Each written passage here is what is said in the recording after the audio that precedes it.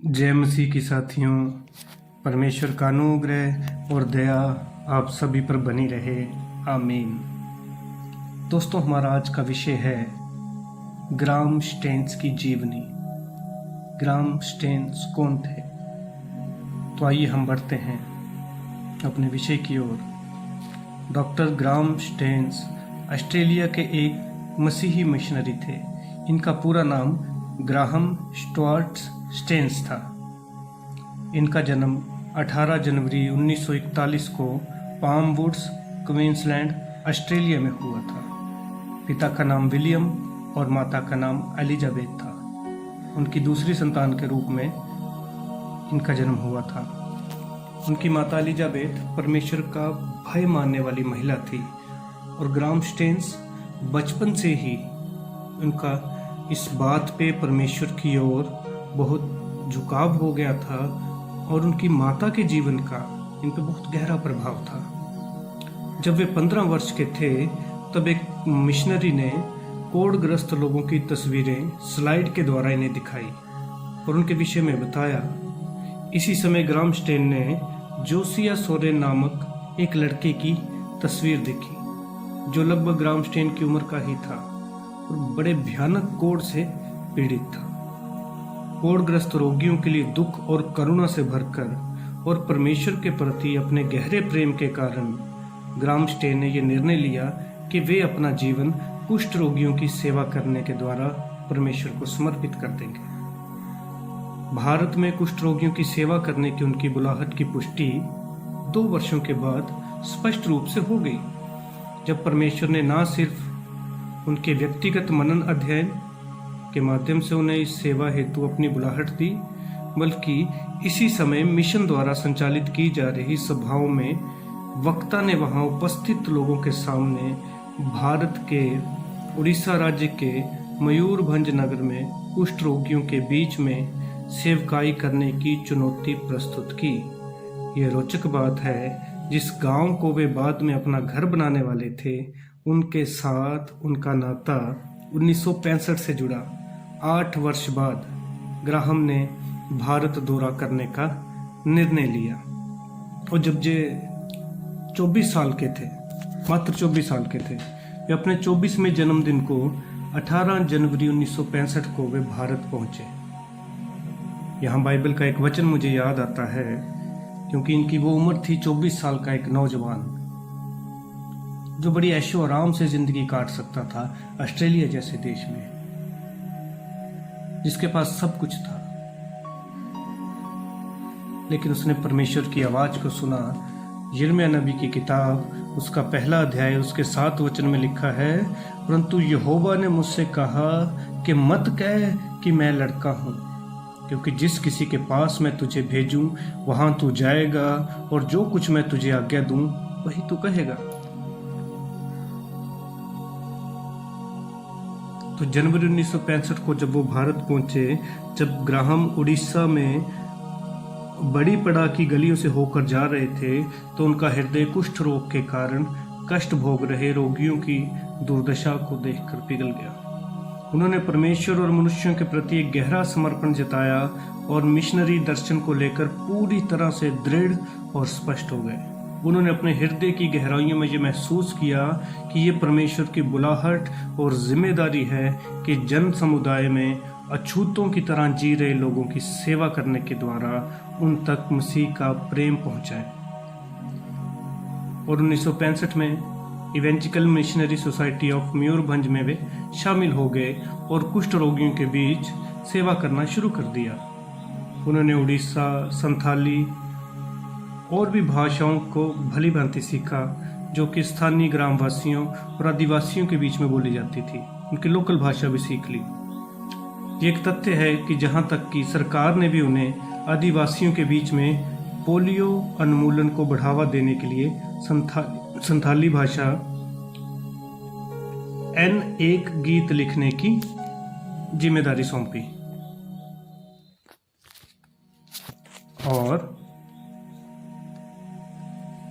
लेकिन ये सिर्फ एक तथ्य है। वर्ष 1981 में जून महीने में ग्राहम ग्रामस्टेन्स पड़ीपड़ा में, जो कि भारत के उड़ीसा राज्य के मयूरभंज जिले का एक शहर है, कुष्ठ रोगियों की सेवा कर रहे थे। वहाँ एक ऊंची, सुंदर और मृदुभाषी युवती, जो कि युवा मिशन से जुड़ी हुई थी, वैश्विक युवा मिशन कार्यक्रम के तहत भारत आई थी, जिसका नाम ग्लैडिस था। ग्लैडिस वादरहेड था और ये भी क्वींसलैंड ऑस्ट्रेलिया की ही रहने वाली थी। और कुछ ऐसी परिस्थितियां उत्पन्न हुई कि इन दोनों की मुलाकात हुई। ग्राहम ने 1983 में ग्लैडिस से ऑस्ट्रेलिया में विवाह किया और फिर लौटकर वे साथ मिलकर भारत में सेवा करने लगे और तब से वे साथ मिलकर कार्य करते रहे। इनकी जो पत्नी थी ये एक नर्स थी, प्रशिक्षित नर्स थी, और उनकी योग्यता के कारण वे मयूरभंज लेप्रेसी होम में ग्राहम के लिए एक उपयुक्त सहयोगी सिद्ध हुई। त्याग का जीवन व्यतीत करने वाले इस दंपति ने बड़ीपड़ा के मिशन कंपाउंड के भीतर एक पुराने भवन को अपना घर बनाया और बहुत ही साधारण जीवन जीने का निर्णय किया। इनके 3 बच्चे थे, पुत्री एस्तेर और 2 पुत्र फिलिप और तिमोथी। उनका पारिवारिक जीवन भी एक चमचमाते उदाहरण की तरह था। ग्रामस्टेन ने बाइबल का अनुवाद भी किया, हो भाषा में उसके कुछ हिस्से का इन्होंने अनुवाद भी किया, और ग्रामस्टेन से और अच्छाइयों से बड़े भरे हुए इंसान थे। उन्होंने लेप्रेसी अस्पताल में एक आत्मनिर्भर स्थान बना दिया था, जहां रोगियों को आत्मसम्मान का बोध कराया जाता था। उन्होंने चंगाई प्राप्त कर चुके लोगों को ऐसी कलाओं से निपुण किया कि वे समाज में आत्मनिर्भर होकर अपना जीवन व्यतीत कर सकें। उनको छोटे मोटे जो काम भी सिखाते थे। और इस लेप्रेसी होम में 80 से 100 कुष्ठ रोगी रह सकते थे, और यहाँ एक चिकित्सा केंद्र और एक व्यावसायिक प्रशिक्षण केंद्र भी था, जहाँ रोगियों ने साड़ी बुनना, पैर पोछ, तौलिए बनाना, धोती बनाना सीखा। वे लेप्रेसी होम में रहने वाले लोगों के लिए एक पिता के समान थे और बहुतों के लिए तब एक घर का प्रबंध किया। जब वे स्वस्थ हो जाने के बाद उनके पास रहने का कोई स्थान नहीं था। आसपास के लोग उन्हें बड़े प्यार से बड़े भैया कहकर पुकारते थे। एक रात 22 जनवरी 1999 को ग्राहम झारखंड के मनोहरपुर के जंगल कैंप में भाग लेने गए। इस क्षेत्र के मसीहियों के लिए धार्मिक और सामाजिक विषयों पर आधारित एक वार्षिक सहभागिता थी। ये गांव उड़ीसा के मयूरभंज और क्योंझार जिले की आदिवासी बहुल सीमा पर स्थित है। ये अपने दोनों पुत्रों के साथ, जो ऊटी के किसी स्कूल में पढ़ते थे, और अपने पिता के पास छुट्टियां बिताने आए थे। उड़ीसा के क्योंझार की ओर वे जा रहे थे। वे रात को बीच में रास्ते में रुके और मनोहरपुर क्योंझार उड़ीसा में रात बिताने के लिए अपने वाहन के भीतर ही सो गए। एक जीप में आ रहे थे। जब वे थक गए, रात का वक्त था, तो इन्होंने ये फैसला किया कि अब थोड़ी रेस्ट कर लेते हैं। इन्होंने अपनी जीप रोक दी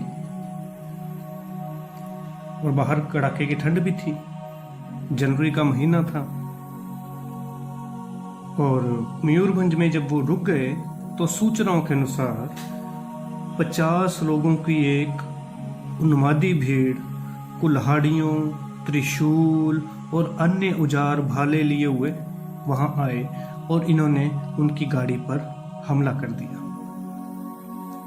जब ये हमला हुआ तो ये सो रहे थे, बच्चे गहरी नींद में थे, और एकदम से ये समझ ही नहीं पाए कि ये क्या हुआ।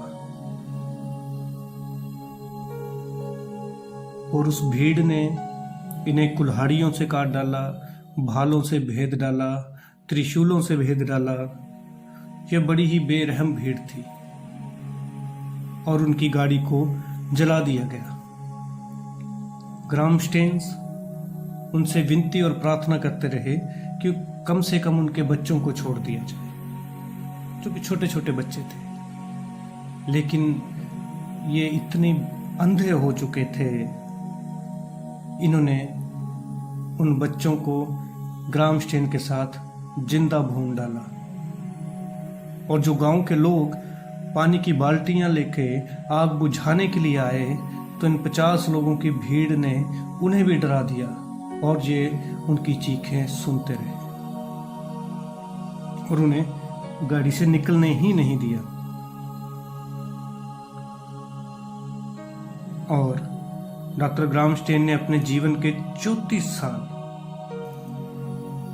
साल प्रेम के साथ हमारे मसीह के अनुग्रह को उन लोगों तक पहुंचाते हुए लोगों की सेवा करने में व्यतीत किए। वे उड़ीसा में निर्धन आदिवासियों के बीच में एक विशेष रूप से कुष्ठ रोगियों के बीच में 1965 से कार्य कर रहे थे। ग्रामस्टेन को मार डाले जाने के बाद भी ग्लेडिस भारत में ही रहकर 2004 तक कुष्ठ रोगियों की सेवा करती रही और फिर उसके बाद वे ऑस्ट्रेलिया लौट गई। दारा सिंह नामक एक व्यक्ति था जो किसी दल से संबंध रखता था, जिन्होंने इन्हें जान से मार डाला था।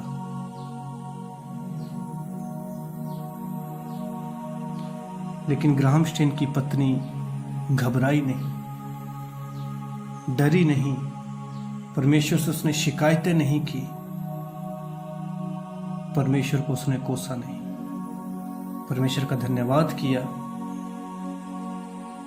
क्योंकि बाइबल का वचन हमें बताता है, धन्य है वे जो धर्म के कारण सताए जाते हैं।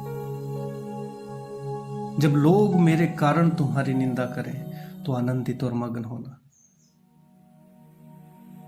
उन्होंने परमेश्वर का धन्यवाद किया, प्रभु कि आपने मेरे पति को इस काबिल समझा कि वो आपके लिए अपने प्राण दे सके।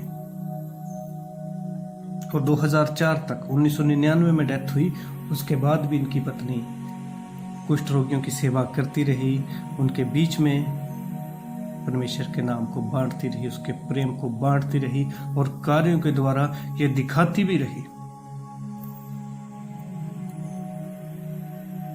और 2004 में उन्होंने ऑस्ट्रेलिया वापस लौटकर अपनी बेटी एस्थेर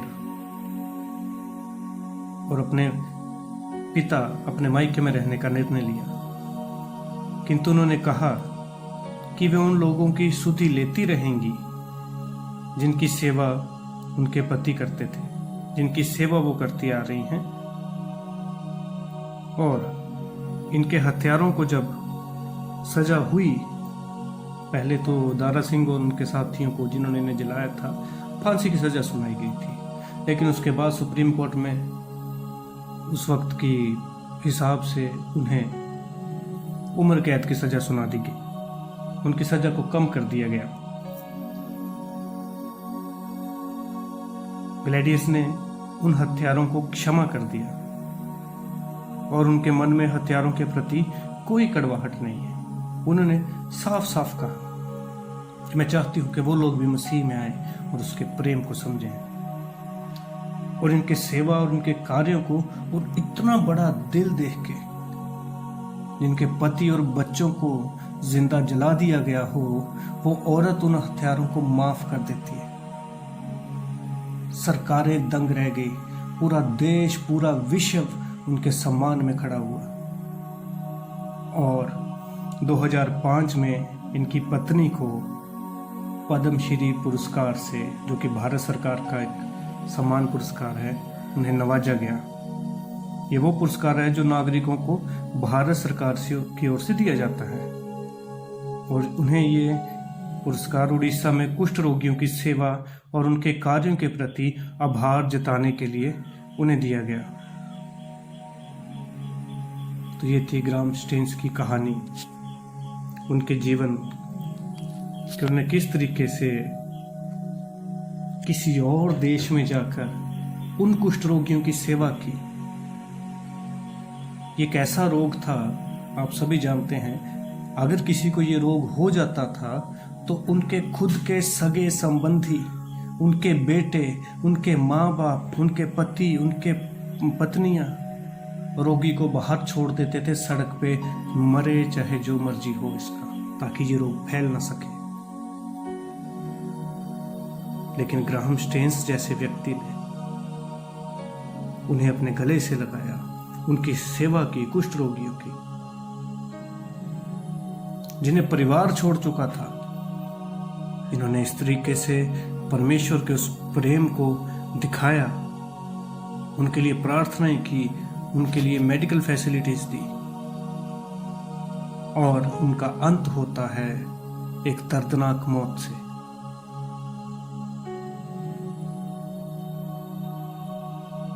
परमेश्वर आप तमाम वीडियो देखने वालों को आशीष दे। जय मसीह की।